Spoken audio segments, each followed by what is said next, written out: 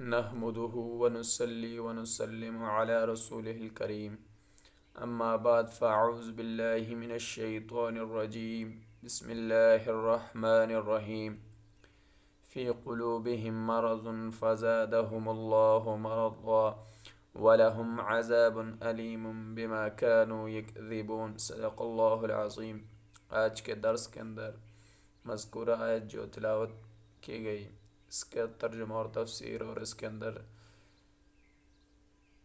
جو باتیں ہیں وہ بیان کی جائیں گی۔ فی قلوبہم مرض، ان کے دلوں میں مرض یعنی بیماری تھی، فزادہم اللہ مرضا، بس اللہ تعالیٰ نے ان کی بیماری کو بڑھا دیا، وَلَهُمْ عَذَابٌ عَلِيمٌ، اور ان کے لیے دردناک عذاب ہے، بما کانوا، بسبب اس کے، یکذبون، جس کو وہ جھٹلاتے تھے۔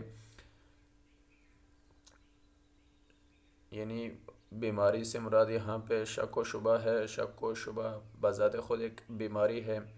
ابن عباس رضی اللہ تعالی عنہ اور ابن مسعود رضی اللہ تعالی اور چند صحابہ رضی اللہ تعالی مجمعین سے یہی مروی ہے۔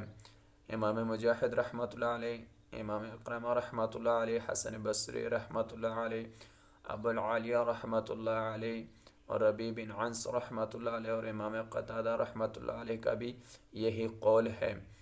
امام اکرمہ رحمۃ اللہ علیہ اور امام طاووس رحمۃ اللہ علیہ نے اس کی تفسیر ریاض سے کی ہے، اور ابن عباس رضی اللہ تعالی عنہ سے اس کی تفسیر نفاق بھی مروی ہے۔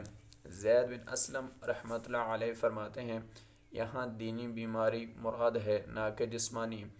انہیں اسلام میں شک کی بیماری تھی اور ان کی ناپاکی میں اللہ نے اور اضافہ کر دیا، جیسے قرآن میں آیا ہے کہ فَأَمَّا الَّذِينَ آمَنُوا فَزَادَتْهُمْ إِيمَانًا وَهُمْ يَسْتَبْشِرُونَ وَأَمَّا الَّذِينَ فِي قُلُوبِهِمْ مَرَضٌ فَزَادَتْهُمْ رِجْسًا إِلَىٰ رِجْسِهِمْ، یعنی ایمان والوں کو ایمان میں زیادہ کرتی ہے اور وہ خوشیاں مناتے ہیں، لیکن بیماری والوں کی ناپاکی اور پلیتی کو اور زیادہ کر دیتی ہے، یعنی ان کی بدی اور گمراہی بڑھ جاتی ہے۔ یہ بدلہ بالکل ان کے عمل کے مشابہ ہے۔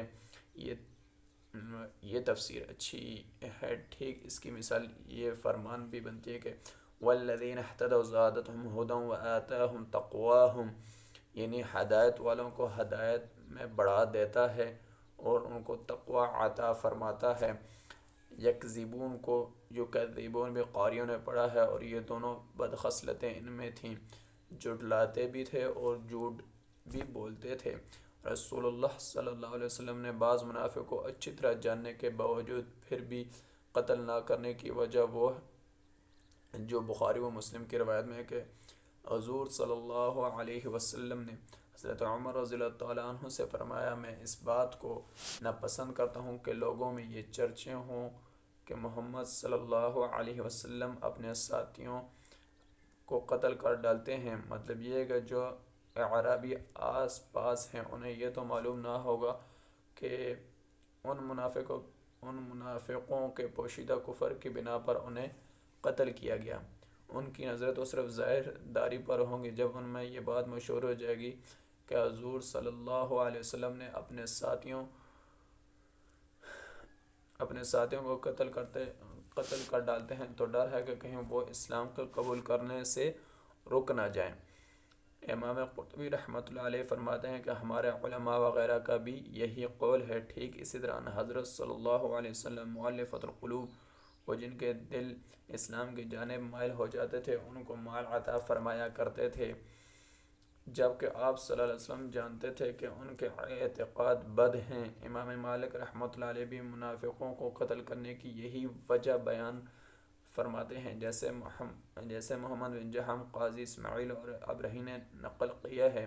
امام مالک رحمۃ اللہ علیہ سے بقول ابن ماجشون ایک وجہ یہ بھی نقل کی گئی ہے کہ یہ اس لیے تھا کہ آپ صلی اللہ علیہ وسلم کی امت کو معلوم ہو جائے کہ حاکم اپنے علم پر فیصلہ نہیں کر سکتا۔ امام قرطبی رحمۃ اللہ علیہ فرماتے ہیں، گو علماء میں تمام مسائل میں اختلاف ہو، لیکن اس مسئلے میں سب کا اتفاق ہے، اور قاضی صرف اپنی ذاتی معلومات کی بنا پر کسی کو قتل نہیں کر سکتا۔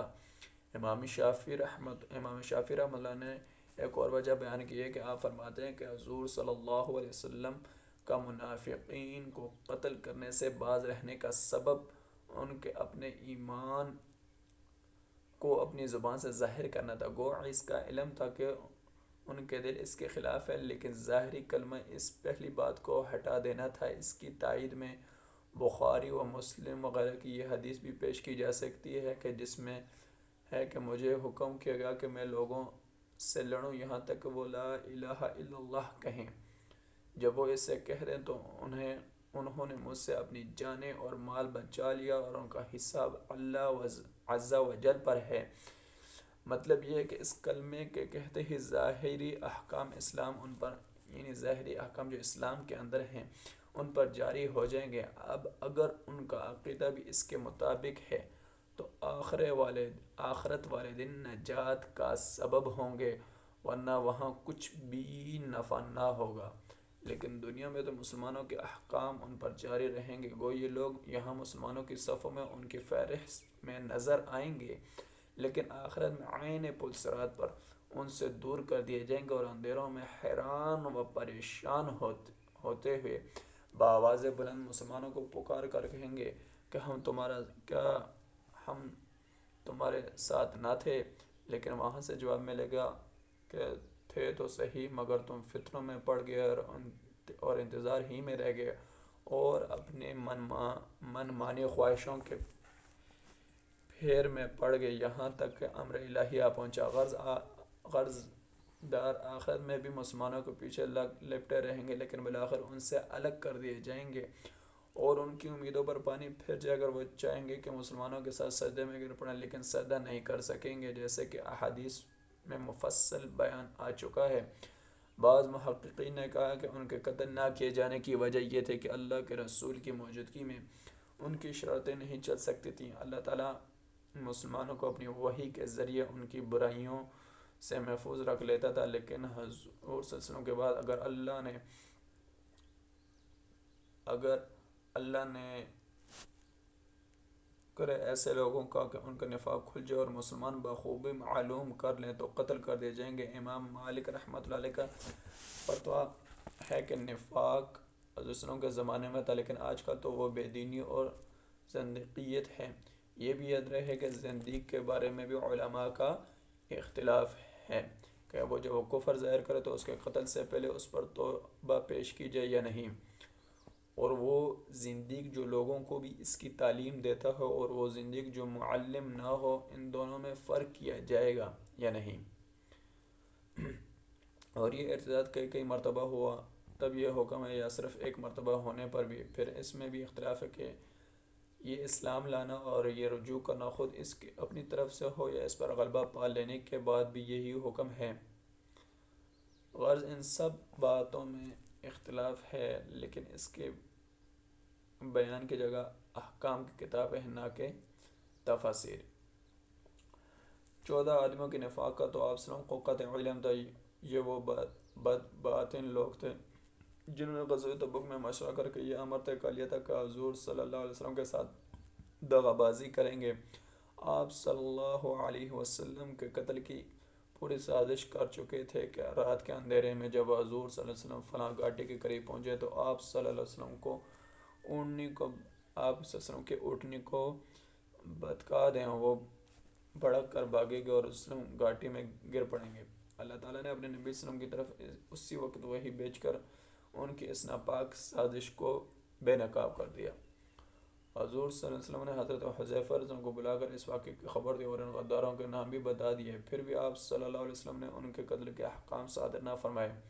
ان کے سوا اور منافقوں کے ناموں کا آپ صلی اللہ علیہ وسلم کو علم نہ تھا، چنانچہ قرآن میں آتا ہے وَمِمَّنْ حَوْلَكُمْ مِنَ الْأَعْرَابِ مُنَافِقُونَ، یعنی تمہارے آس پاس کے بعض اعرابی منافق اور بعض سرکش منافق مدینہ میں بھی ہیں، تم انہیں نہیں جانتے لیکن ہم جانتے ہیں۔ اور ایک اور جگہ فرمایا کہ لَئِن لَّمْ يَنْتَهِ الْمُنَافِقُونَ، اگر یہ منافق گندے دل والے اور فساد و تکبر والے اپنی شرارتوں سے باز نہ آئے تو ہم بھی انہیں نہ چھوڑیں گے اور مدینہ میں بہت کم باقی رہ سکیں گے، بلکہ ان پر لعنت کی جائے گی۔ جہاں پائے جائیں گے پکڑے جائیں گے اور ٹکڑے ٹکڑے کر دیے جائیں گے۔